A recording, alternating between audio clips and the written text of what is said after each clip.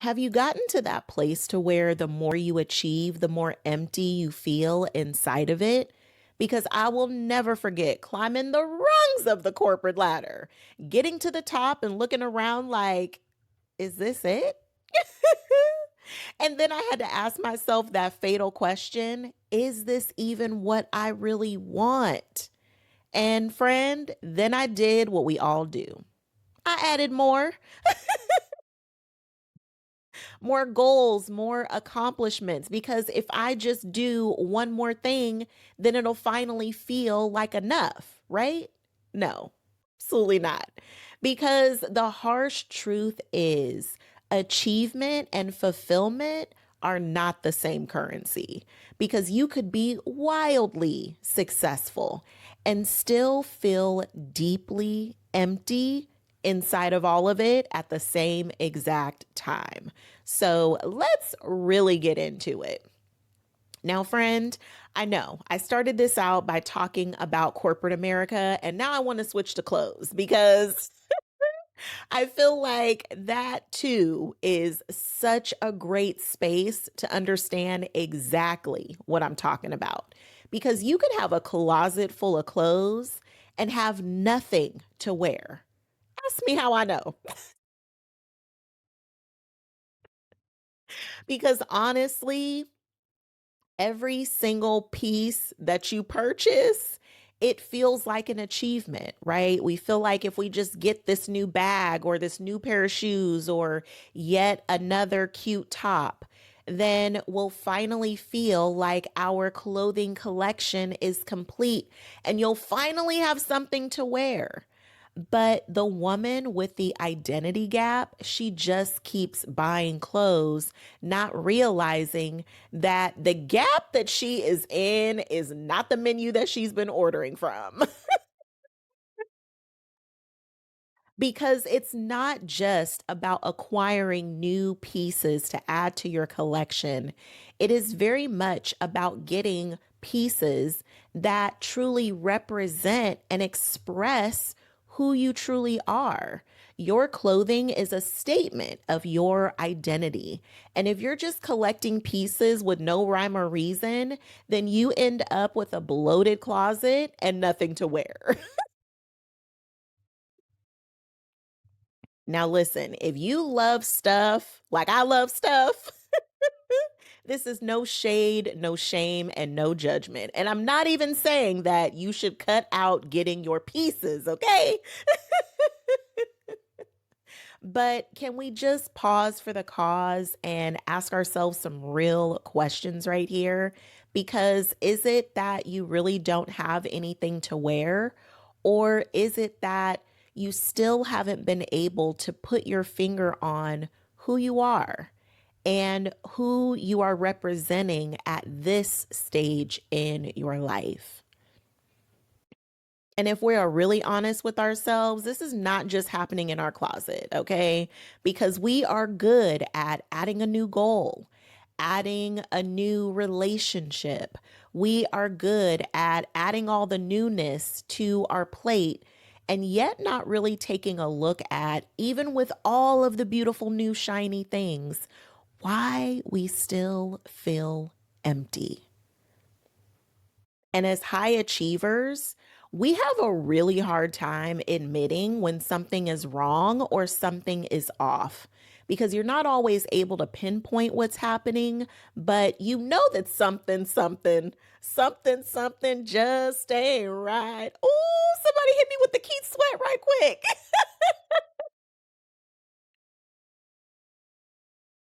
Oh no, I play entirely too much, but I really be dating myself with some of these song references, right?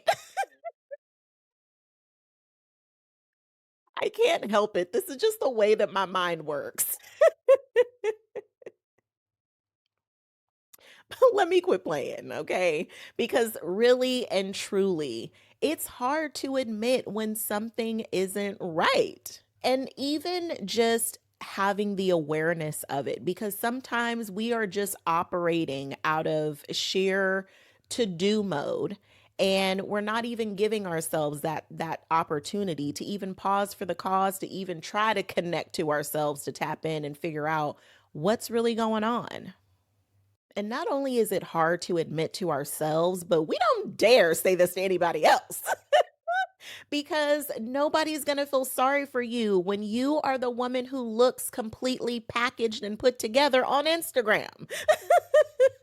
When your life is literally the highlight reel and everybody thinks that that's all that's happening in your world, you've got the job, you've got the career, the income, the marriage, the kids, the house, the cars. You've achieved all of the things that look amazing on paper. And then you have the nerve, the audacity, even to still feel empty. No one is going to feel sorry for you. And I'm making such lightness of it, but really, I understand. This can feel very, very heavy. And for all of those reasons and more. So, friend, have you taken a pause for the cause and set aside everyone's highlight reel expectations to just connect to you and ask yourself, what is this really trying to show me?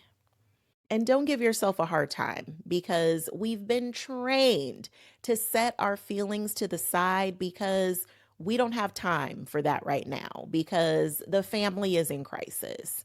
Work is off the hook and it's not slowing down anytime soon. The kids have three sports going on and you can barely get yourself to work on time because you are doing all of the drop offs and pickups and taking the here's and the there's.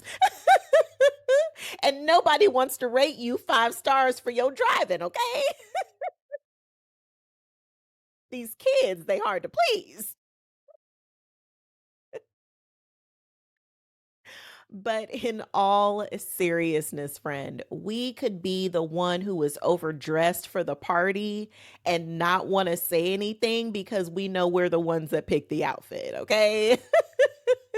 And putting our feelings to the side because we'll deal with it later, when later actually never comes. It just becomes this perpetual cycle where we never even address how we feel.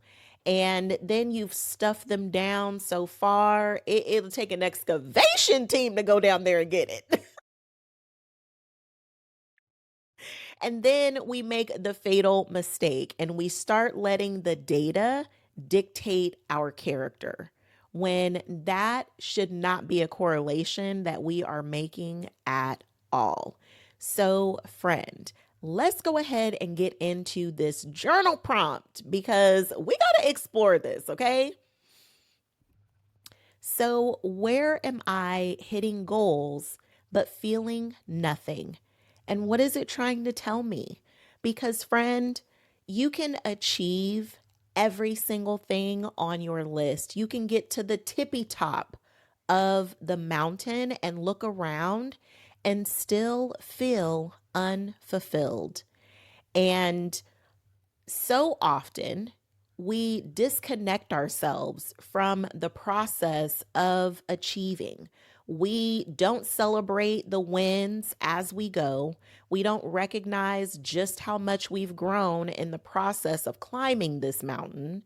And by the time we get there, yeah, the celebration and the party is happening, but you're ready to go to bed early. You may even not even have enough gas in your tank to even celebrate at this point.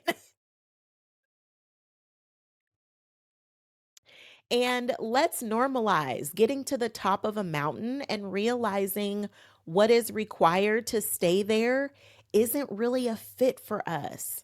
We set these goals and we think that if I get to the top, then I will be happy. And we realize that when we get to the top, it's just not what we thought that it would be when we get there. I climbed that corporate ladder. And when I got to the top of that mountain, I was looking around at those who I admired in those upper senior level type positions. And I did not admire the lifestyle. One of my mentors, she was everything, okay? And when I looked at how on she was, I'm talking, I felt like she was a vampire. Like she did not sleep. She couldn't have because responding to emails at all times of the night, having an answer in every meeting, like I was like, listen, the level of energy and work that you have to put in to do this, honey, I don't know if I'm built for that. Especially when I still wanted to enjoy my life.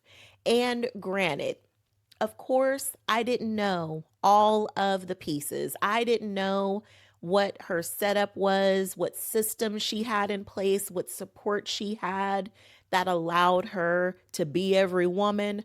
But from where I was sitting, it just wasn't appealing to me. That's not the way that I wanted to have my work and my life flow together.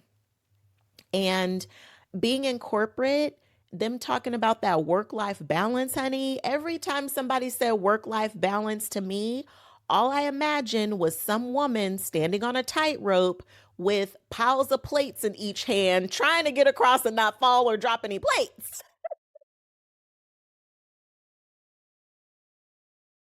And it just always seemed dang near impossible to do for me. So work life balance was not something that I was aiming for. I wanted flow in my life, and God made it so. He took me out of corporate America because he knew I wasn't going to do it on my own. So he said, let me go ahead, daughter. Let me go ahead and take care of this for you because you hard headed and you ain't going to listen. But that's a show for another day. But we have to be willing to know ourselves. And it is okay if you climb a mountain and you realize that's not the mountaintop that you want to build the rest of your life on. Or it's not the mountaintop that you really want to live out this next season of your life. Sometimes we don't know until we get there because we don't understand what all is involved when we are looking at it from the bottom of the mountain. So let's normalize being okay if you achieve this great amount of success and realize that that's just not for you. Or get there and realize, hey, this is not giving me what I thought it would be giving. What I love to do is help my clients build the right way so that they are feeling fulfilled along the way and not just when they cross some finish line. Because if that is what your expectation is, you may very well get let down thinking that that's where your happiness is when your happiness lives in today. Your happiness lives right now, finish line or not. And truth be told, you've already crossed many of finish lines. And you should be celebrating yourself for all the ones that you already passed. Let's normalize stacking our wins and celebrating along the journey because your life is not just a string of finish lines. It takes a lot to climb a mountain, no matter what the mountain is. Maybe your mountain is career. Maybe your mountain is marriage and family. Maybe your mountain is community service and making a difference in this world. Whatever mountain it is that you choose to climb, it's going to be a journey. And so often we forget about that. But it is okay. No harm, no foul. It is truly okay. But as soon as you start feeling that emptiness swirling around, it's really an invitation for you to reconnect back to the best of yourself because maybe it means you need to disconnect for a little while. Maybe you're on the brink of burnout and it's time to sit back and relax a little bit. Maybe you've been going so hard on your routines, but you haven't gone hard enough in your recovery. Or maybe it means that it is time to pivot and shift in another direction. But you won't know that unless you actually allow yourself the opportunity to pause for the cause and connect back to yourself. Check in with you and see what it is that you really need at this particular time. And really check in with who it is that you want to be. Who are you aspiring to be? Who are you working towards being? Because so often it's about identity. It is in the way that you see yourself.